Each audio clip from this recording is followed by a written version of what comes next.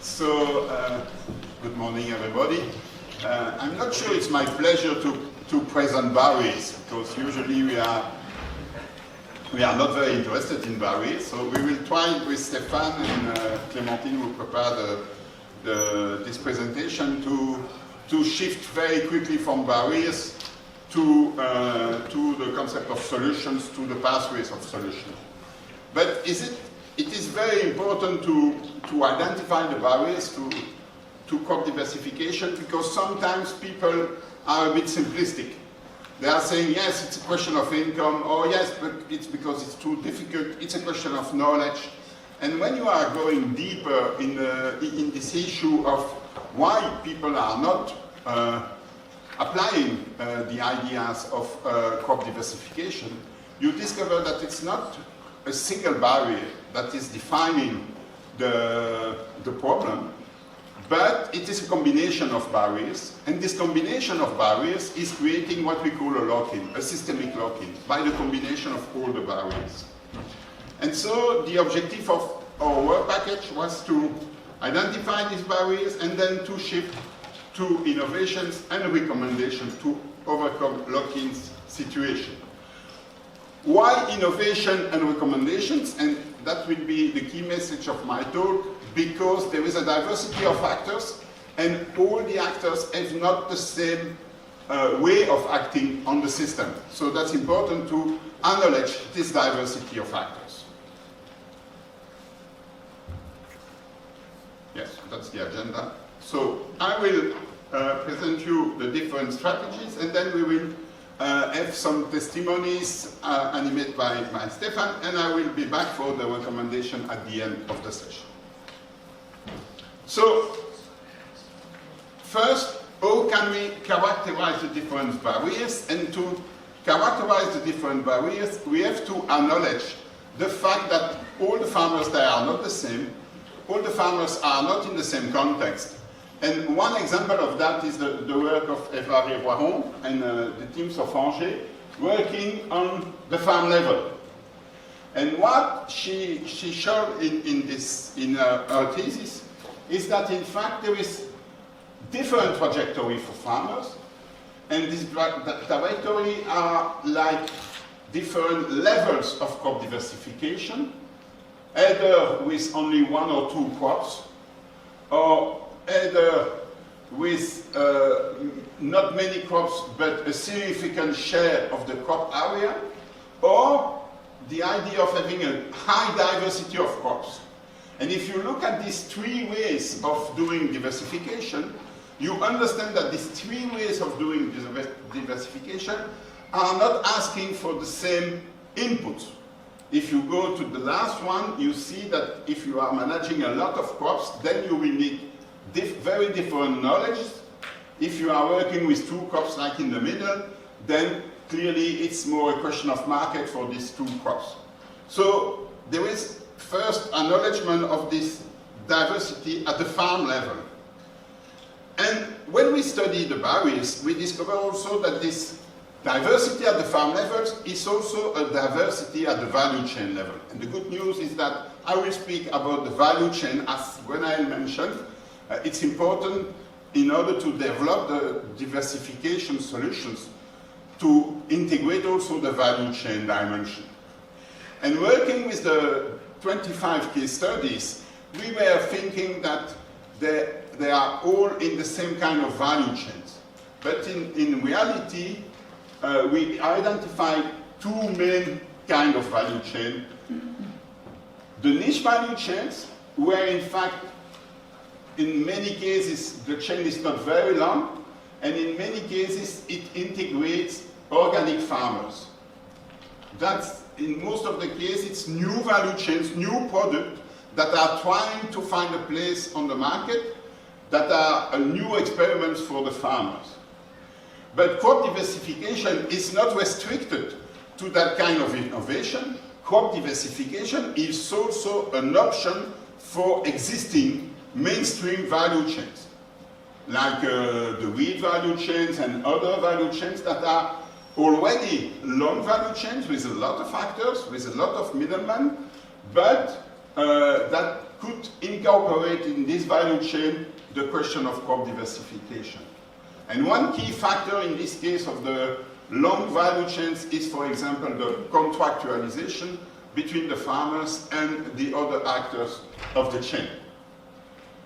In both value chains, and Stefan will speak about that, the role of consumers is a key point as well. Barriers. So barriers, we finally identified 46 barriers in our system. 46 is a lot too much, but that's not too much to fit the slide.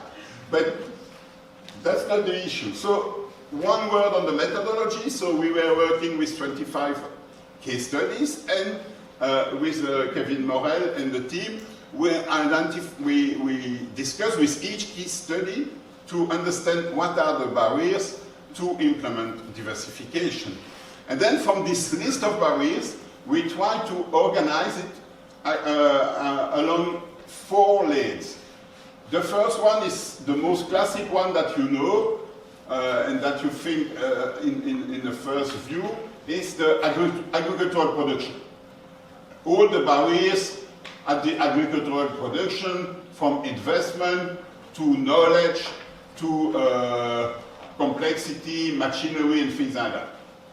That's a bunch of barriers. But there is also a lot of barriers at the processing, the value chain level, from the farm to the shelf.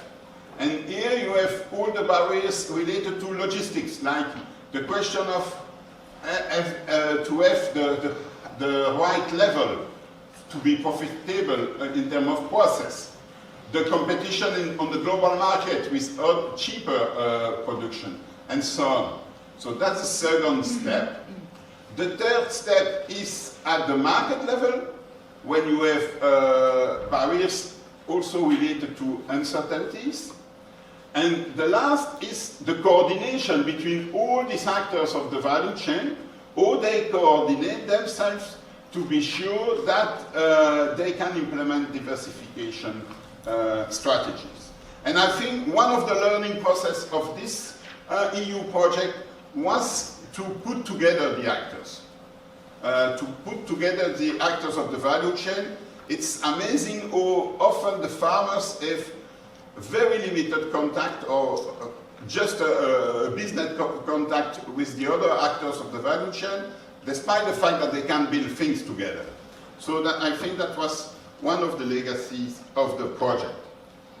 And so, along this lane, it means that when we want now to overcome these barriers, we have to look at the relationship between the actors. And then you have to consider 2 levels. One level is the classic description of the value chain. The value chain is often described as a linear process from the farmers to the consumers, with all the actors acting along the value chain. And it's important that there's a coordination, and it's important that there is contract and other tools to value the production. If you say that diversification is good for the environment, you can tell it to the consumers, but you have to be sure that the value, the environmental value of your diversification process is passing through all these steps. Because otherwise, nobody will accept to give you an higher price just because you can tell something to the consumers. So that's the first step. But there is another level, which is a wider level, is the things influencing the value chain, and we call that the food system. So the food system level is integrating the NGOs, the bank and insurance, the administration, all this support or not supporting actors. And here you have also all the education, advisory, research bit.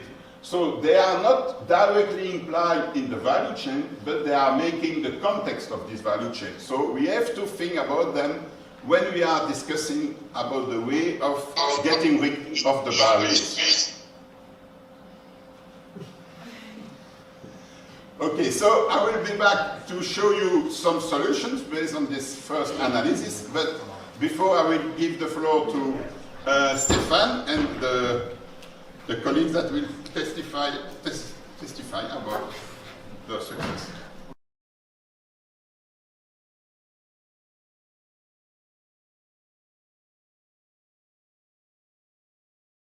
Okay, we are glad to be with Benoît Gillin from Wallagri. So Benoît, could you present us the type of crop diversification program that Wallagri usually promotes? Yes, so at Wallagri, we have chosen intercropping as a diversification option. In fact, in Belgium, farmers already work with average rotation of 4 to 5 years. So of course, there is still room for improvement, but we believe that with intercropping in field crops, the impact is much greater. Okay, what are the barriers limiting the full development of your crop diversification program? Yeah. The first major obstacle is change. Any change in practice creates fear among farmers. This fear is mainly linked to the risk because agriculture is highly dependent on non-controllable factors such as weather, disease, and pest. So for the weather, everyone is bound to the same place and nothing is possible. But for the rest, farmers have ways to fight against these uncertainties. Nevertheless, the lack of control product for the intercropping, such as wheat control, remains one of the major problems that can create the most risk and therefore directly impact farmers' incomes. So this has a direct impact on whether or not farmers adopt the crop. For example, the only product registered for weed control in intercropping is not very effective against chamomile, and this has a major impact on weed control and impact on farmer with vegetable in the crop. Furthermore, mechanical weeding has already been studied by us in collaboration with the faculty of Jean Blou, and the results are promising, but not allow 100% efficiency, which is problematic in terms of weed control. And I would also add a second barrier linked to the risk, the profitability. If the profitability is the same for higher risk, the farmer will not make the change. So a second barrier is to have a valorization of the product who are grown in a more sustainable way. Okay, so how does the interaction between Wallagri and its farmers evolve in the context of diverse impact, in particular for overcoming those barriers? Yeah. To start with, we are trying to offer more and more the possibility of contracting with farmers, which will allow them to secure some of their incomes on the farm. And we are also trying to make them understand that some crops have other benefits than the economic aspect, and that you have to look at the rotation as a whole to have an objective point of view, and not to calculate year after year and field per field. And thirdly, before proposing such contracts or new crops, it is necessary to master the whole agronomic risk beforehand in order to reduce the risk and to reduce the risk taken by the farmers. So we need to minimize the amount of work required for cultivation, but also the difficulty of cultivation. And furthermore, the equipment must be identical that they already use to that already used in the farm. If the crop require adapted machine, these are generally not profitable because the investment is too high. And finally, the cultivation method must be as simple as possible. And for the same amount of work, the economic yield must be similar to that of a crop already grown by the farmer. In this case, we can say that the regular is wheat. And finally, we need a sales force that knows his business and his customers. So this type of project must first be implemented with customers who trust us and with whom we know that it will be possible to have many exchanges, and that will be beneficial for the implementation of this new crop with other farmers. Okay, thank you very much for your contribution. Yeah, thanks.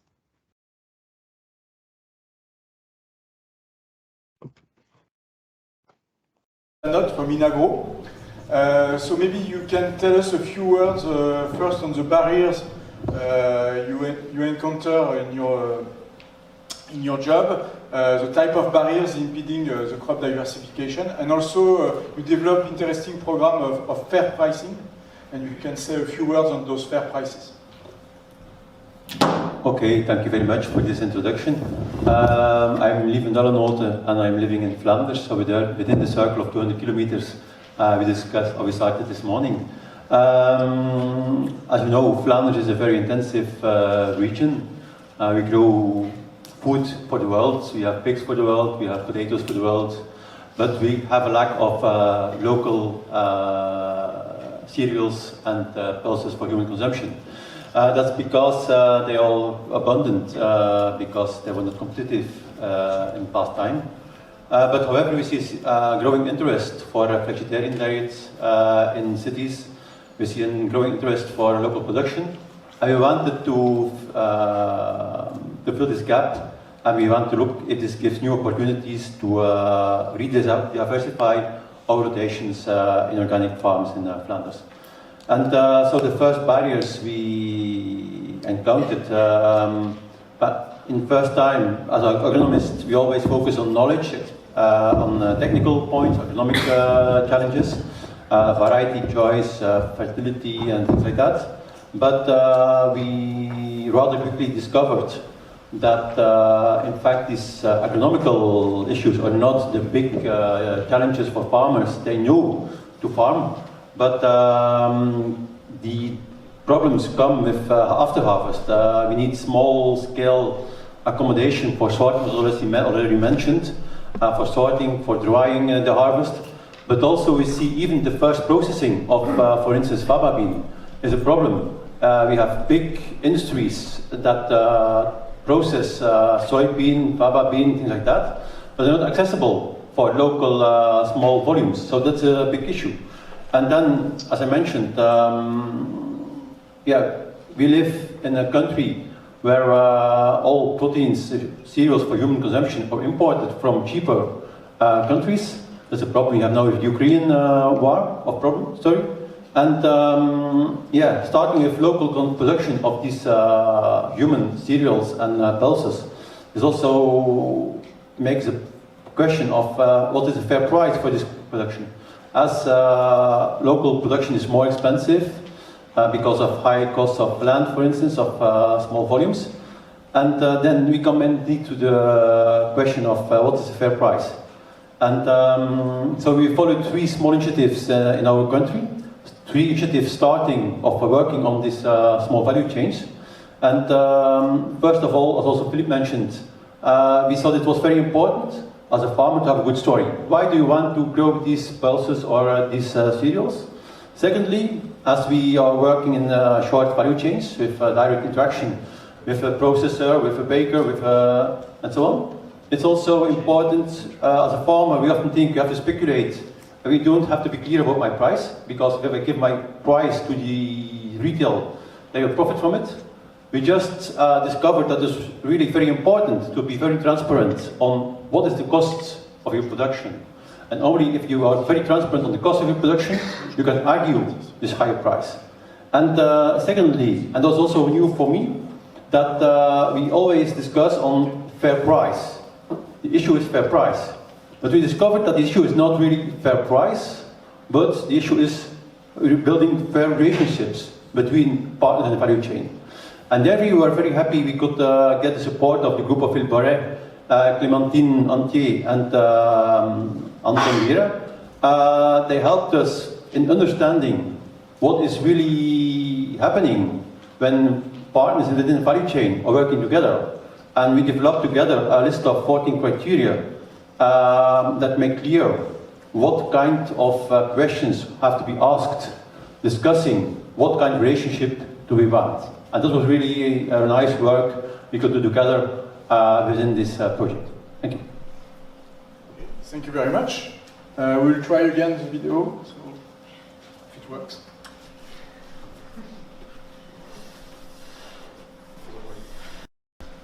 Fantastic, thank you. I think a point that really stood out from the UK conferences and also looking through the other regional conferences is that in order to enable a shift to diverse agroecological farming, we also need to shift thinking from linear supply chains to food networks. So supply chains are commonly conceptualized with farmers at one end and consumers at the other, implying a one-way flow of value and information which is controlled by commodity markets, manufacturers, supermarkets, so very hierarchical. But in thinking of these systems as networks, then we're placing the producers at the centre of that, and the food system actors are motivated to empower the farmers to break out that commodity trap, to farm in a way that's producing these values that we've been talking about. And a great example of this is a small business called Hobbydod in the UK that works with farmers to support them to diversify their cropping systems. So reviving forgotten crops such as Carlin peas and naked barley, and also pioneering new crops for the UK such as lentils and chickpeas. And they're really facilitating interaction between farmers, seed access seed banks, researchers, retailers, cooks, to enable farmers to work with these small volumes of diverse crops, really from seed to fork.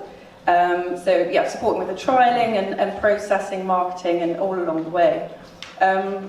And I think what's key about this, and in other examples, is how that's building social capital. So we can see there's lots of technical barriers, but actually how these relationships between people in the food system allow for that direct communication, two-way feedback, and collaboration between actors to overcome the barriers. So that social capital in terms of building trust, a shared identity and values to really foster innovation with new crops and practices. So these connections can really help with that kind of enabling learning and knowledge sharing between farmers and others in the food system. So for example, within case study 15, farmers are working with bakers to identify a new set of criteria for assessing the baking quality of heritage wheat varieties and other grains beyond the kind of traditional measures such as Hagberg. And these relationships also provide valuable peer-to-peer support and encouragement for people going through this transition to more diverse agroecological farming systems. And farmers and others in the food system have reported that they found this more rewarding and fulfilling, kind of having these relationships with others in the food system. So I think someone picked up earlier on the workload. So we did do some work looking at workload, and that people did find that workload increased, but actually their kind of sense of satisfaction and contributing to something was really powerful, because farming can be quite lonely work.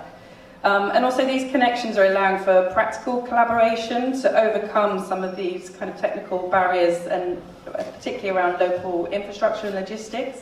So in case study 15, there were farmers and bakers that were connected, but they realised that there was a missing miller. So first of all, kind of scratching their heads, thinking, how do we identify old mills? How do we build this infrastructure?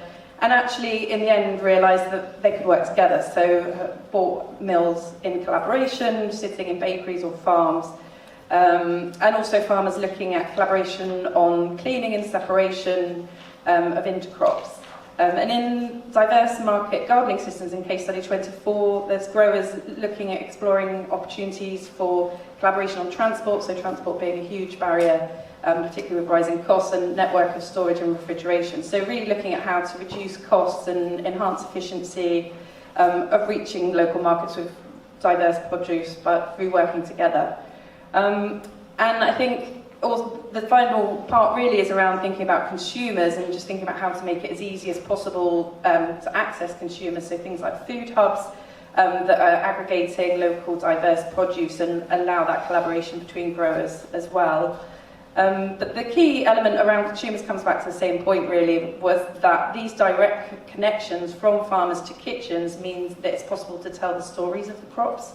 So to be able to tell the stories of the crops, the farmers, the process of the change, and really engage consumers as kind of active agents in supporting that transition for lasting change, basically.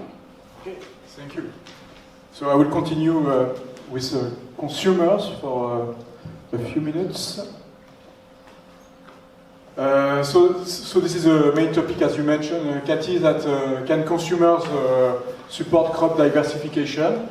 So this is a complex question because consumers' behavior are very complex to understand. There are many factors influencing the consumption, and also in Western Europe, many consumers are not really used to to eat legumes or products coming from crop diversification. Obviously, you got some flexitarian consumers or vegetarian consumers that are used, but when you look at statistics, you have many consumers that are eating a low level of legumes, for instance, or no legumes at all sometimes.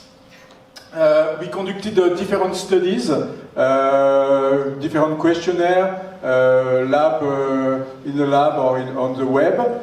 Obviously, this is a big limit. One extension would be to conduct studies in supermarkets, since supermarkets are crucial for understanding the consumer's behavior.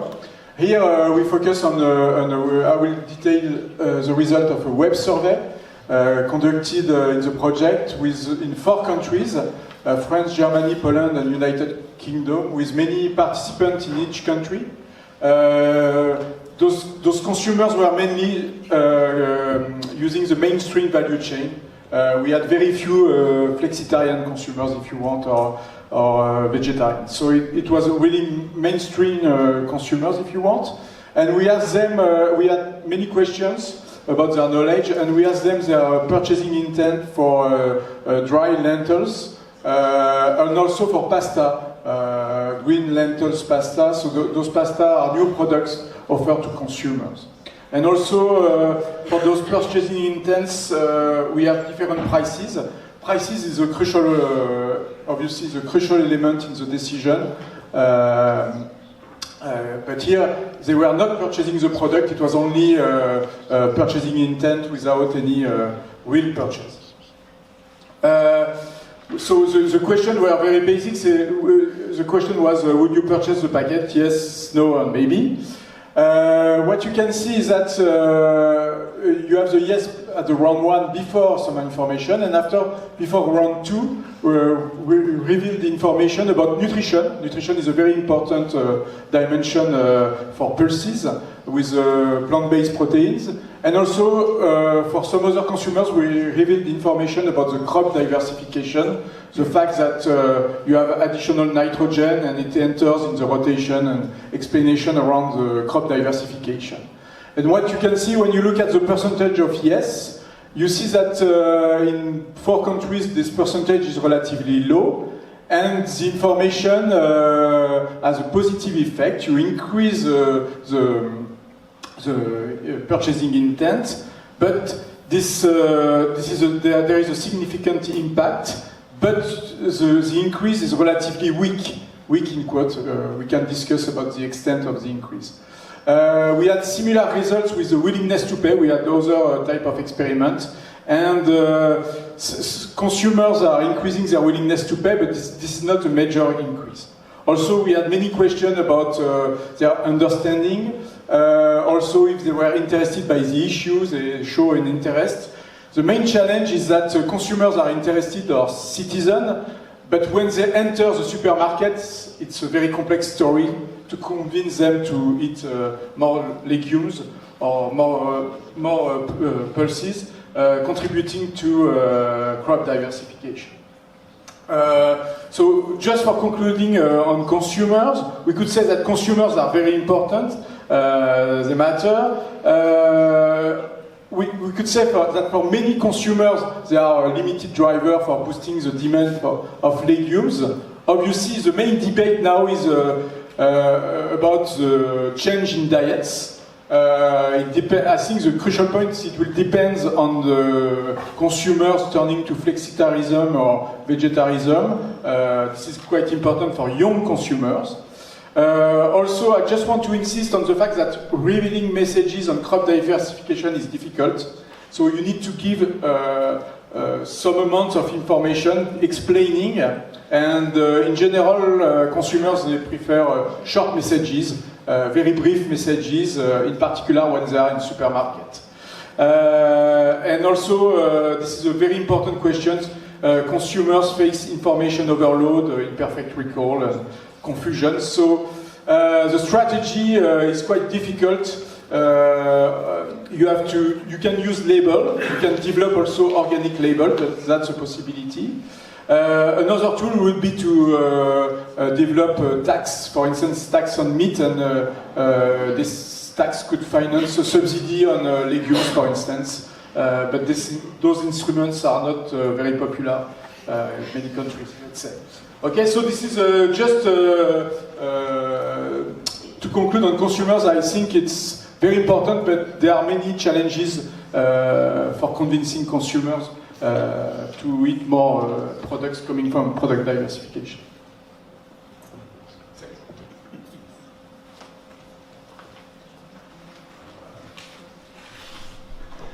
Policy brief you have in your dossier. So I mentioned before that we identified 46 barriers. We can organize these 46 barriers along 15 strategic axes. And there was an hard work together during the last year of the project to identify solutions for each of these barriers. And so we identified 200 different solutions that can apply to the 46 barriers. We would say 200, it's a lot, but it's because when you are systematic, barrier by barrier, and then looking at the solutions, it's building up very quickly. But what is important with these concrete solutions, and it's something we are finishing now, is to try to identify who will be in charge of the different solutions. Because for a given barrier, so for example, a lack of knowledge, but it's a question of building the knowledge, or transmitting the knowledge, or sharing the knowledge, and it's not the same actors if there is a lack of knowledge, if there is a lack of knowledge for doing these three solutions, for implementing these three solutions. So I will not give you the 200 solutions. They are available on Zenodo, and you can go there to find. But I will focus for the last slide on the 6 key recommendations. And I think it's a good summary of the intention of the project and of the learning of this work package. So the first, the 6 recommendations are here. The first one is to monitor the development of crop diversification. In fact, we are still in the fog for knowing what is really the development of crop diversification at the different scale, regional, national, and EU level. Second, and it was high actuality in the beginning of this year, is to adapt the common agricultural policy to support innovative agroecological practices, including crop diversification. And it's still a challenge, and for the last 2 weeks, it's becoming more a challenge than before, because there is a kind of narrative about food security against environmental issue, which is for me really fake news. We have to be clear, it's fake news. And so we need to be consistent with the investment we made, the investment the EU made, the decision of the common agricultural policy to say, no, we have to go on transition, to reduce our dependency to fuels, to external markets. The only solution is to use the practices you discovered during this day and that we developed in the project. I'm very clear on that, in my mind at least. Third is to reallocate research and development resources towards minor and diversification crops. And what is important is this reallocation word, because it's not to say we are giving some money to that. No, it's to decide that the balance between certain pathways and other pathways is changing. And so we need a rebalancing, a reallocation of the money. 4 is, and it was illustrated by Benoît Guillain presentation, the video, is the importance of the financial mechanism to mitigate or share the investments cost, the innovation, and the risk, as mentioned by Benoît. When, if the profitability is the same for diversification and another pathway, in fact the risk can be really a deterrent factor. You notice that, and it was mentioned also by Cathy, that we need, by Cathy and by Leven, that we need cooperation among actors. It's easy to say, but one of the results of the project is that this level of cooperation was very low at the beginning of the project, and is still very low. So we have not to start from the idea that people are interacting, that they are cooperating. No, they are not. And so we need a very strong incentive to do so. And finally, and it will help everybody if we have, Stefan, you are lovely. We have a wide communication campaign promoting the advantage of minor crops and the consumption of related products. As mentioned by Stefan, I have to notice, for example, that issues like carbon farming are very,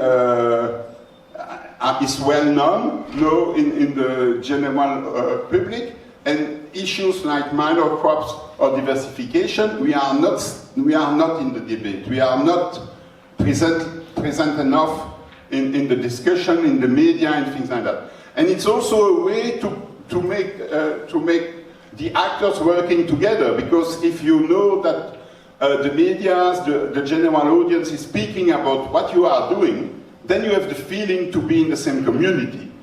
It's not only a question of communication, it's also a question of building a feeling of community. That's important from my point of view. And I will stop here, and if there is some question, we will be happy with the team to answer your question.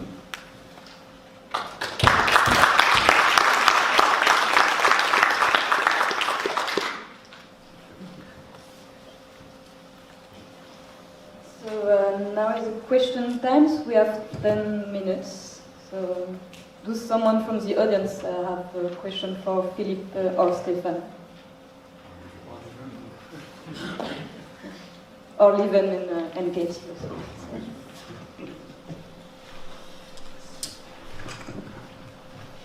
Yeah, thank you.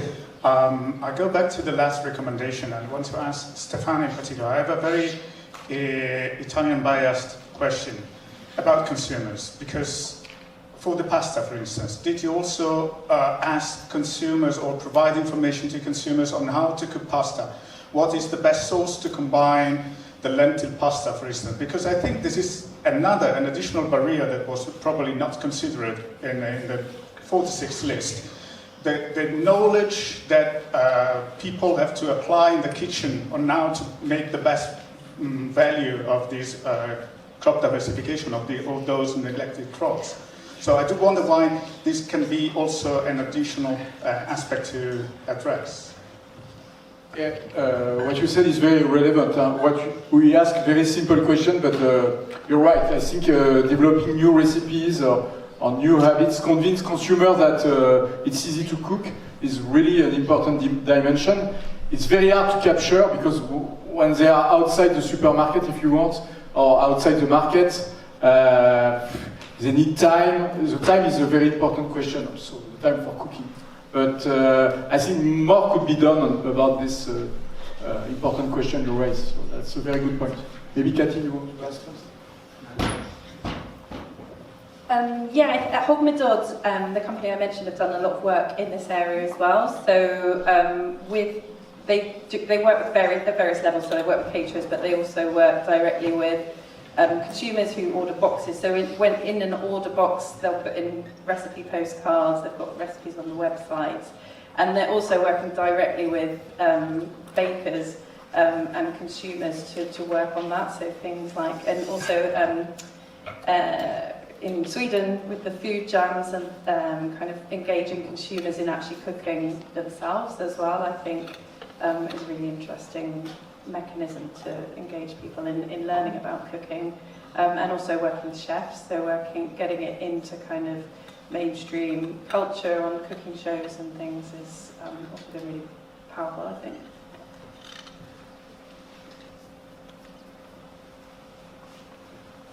I've seen 2 hands, then 3. Yes, I had a question to Stefan as well. Yeah. I was wondering, because in the stories of Aline and Katie, and also in the wider experience, I think of Diver Impacts, the storytelling around kind of the new innovations and the ever ecological developments turned out to be very important, also in the relations both in Aline and Katie's story with the consumers. it seemed like quite a central conclusion that, yeah, this telling the story and kind of being able to share the story with consumers was very important. And I was just a bit interested in the information that was presented, for example, about the crop diversification in your experiment. In what kind of way was that? Was it told as a story, for example, about the farmers, or yeah? So everything is on the web. Huh? So we got a brief message explaining the crop rotation, the nitrogen cycle, and things like this. We had also a picture showing the process, but this is quite challenging. I'm not completely sure that everybody understood the message, and sometimes when you create the message, you want a long one or a short one. This is very challenging. So we asked questions about the clarity of the message, but this is simple replies. If you want, we should do more. I don't know. Another thing is to develop a label without saying many things, if you want. But continuing developing organic label and improving the diversification without saying too much to the consumers. Keep in mind that in supermarkets it's going very quickly. So that's the challenge. Within case study 15, the one that Hogmedod are engaged in, we actually, because it was clear that the stories was really important and the farmers were really struggling to be able to tell that story themselves, we actually engaged some storytellers to visit the farms and collect those stories and write them down. So there's a booklet that's available and it's on the website as well. And the idea really was around this because it's not just bare facts that are going to change people's minds. So they're actually talking to the farmers about the crops, the history of the heritage of these different crops, and how they might have got a seed out of the seed bank, or their actions, and just to really engage people in that process really was really powerful. And there we see, I think, do not believe so much in new labels because we have already plenty of them. But for instance, also see in Flanders, supermarkets are very interested to tell the story of the farmer. And there I think we also can be very critical and say, if I want to contribute, you ask me as a farmer to tell a story to the supermarket has the best promotion capacities. And I can be very critical in the message I give to the consumer via the supermarket. And I think it's a unique possibility to tell my story towards consumers. That in fact doesn't cost that much for me as a farmer.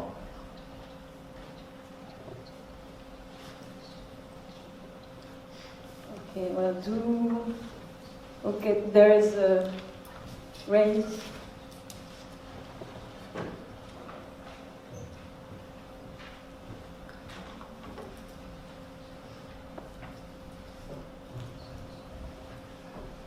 I have a question for Lieven.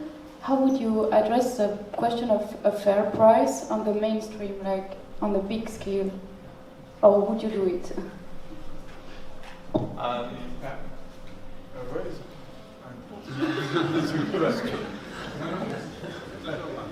Oh yes, Steve.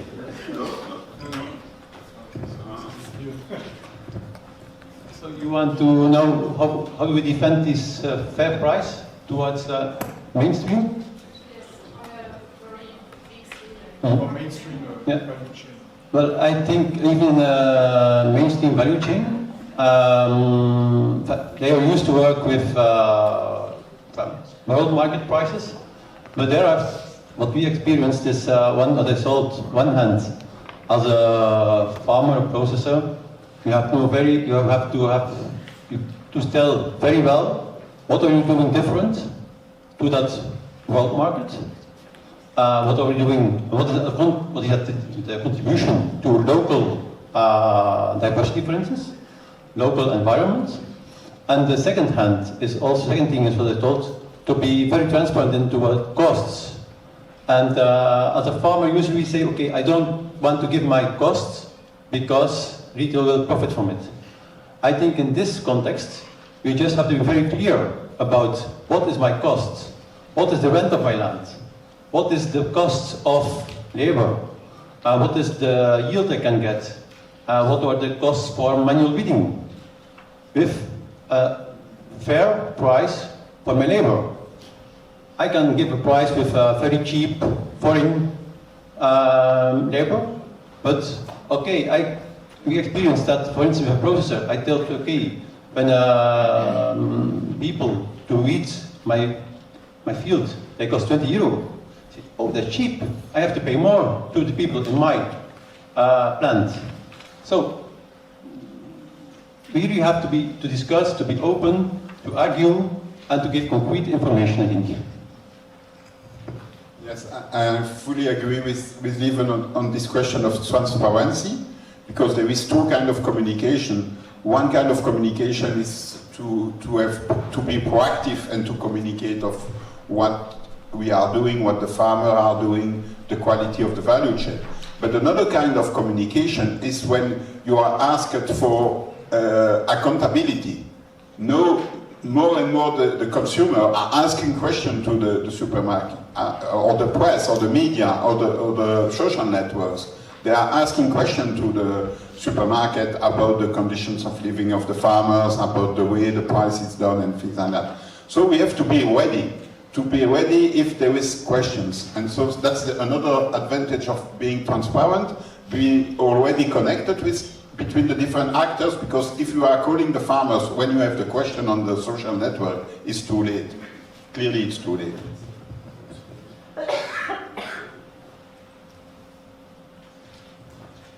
Okay, well, now we can take one last question.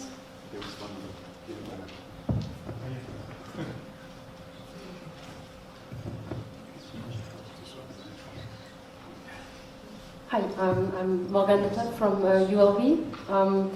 Actually, I don't know if you've been looking at that, but I was wondering how far are we with putting those infos in schools? Like you said, it's a quite knowledge-intensive thing. You cannot just do this in a 2-minute conversation. However, the prerequisites are not complex. There are many to learn, like what is an ecosystem and what is biodiversity and so on. You need to know that before you start talking about these agro systems, but they're not complex. And if we can learn how to calculate complex stuff at school, I think we can learn that as well.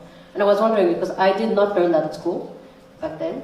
I did learn about climate change, maybe not all of you did. So I was wondering, is this already in the agenda at schools? And are we going to talk about this at schools? No, it's not at the agenda at school, and I'm not so sure that it's so simple. The problem is, in part, because it's not at school. People have a lot of preconceptions on ecological issues, on biodiversity. A classic way is, if you want to cut a tree no less than 2 kilometers from my university, it's impossible. You can no more cut a tree. Despite the best storage of carbon is in a cut tree. It's in a piece of wood here in the museum. It's a storage for 200 years, probably. So, but you cannot explain that because people are getting the information from other sources. And so the challenge today is to build information by working on the preconceptions of people. So they are not, it's not clean. It's already full of ideas. Some are right, some are wrong. And so it's a big job now, and I think it's a very professional job. So my message will be, yes, it's a challenge, yes, it's important, but we have to build that professionally and not to think that everybody can speak about biodiversity and things like that. We need help from professionals of education to do so. And probably we have, in terms of network of scientists, we have to connect with that kind of professional to make the message true. I think that's an important issue, certainly.